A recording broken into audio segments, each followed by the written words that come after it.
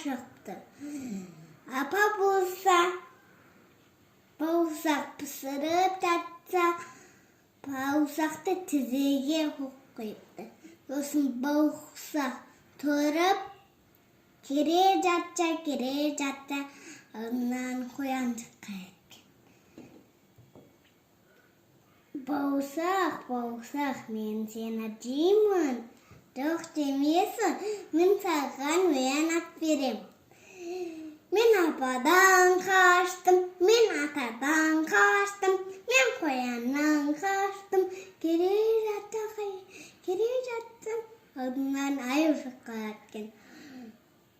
Бауырсақ, мен сені жеймін. Жоқ демесін, мен саған оянат берем. Мен ападан қаштым, мен атадан қаштым, мен қояннан қаштым, мен аюдан қаштым. Кере жатса, онан қасқыр шыққан екен. Бауырсақ, мен сені жеймін. Жоқ демесін, мен саған оянат берем. Мен ападан қаштым, мен атадан қаштым, мен қояннан қаштым, мен аюдан қаштым, мен қасқырдан қаштым. Кере жатса, онан түлкі шыққан. Бауырсақ, мен сені жеймін.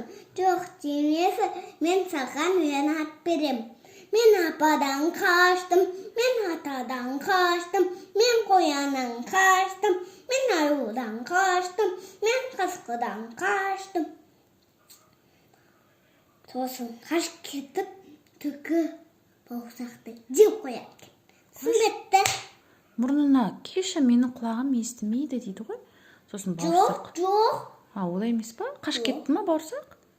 Сосын жеп қойды түлкі. Қалай жеп қойды ол? Жетіп алды ма артынан?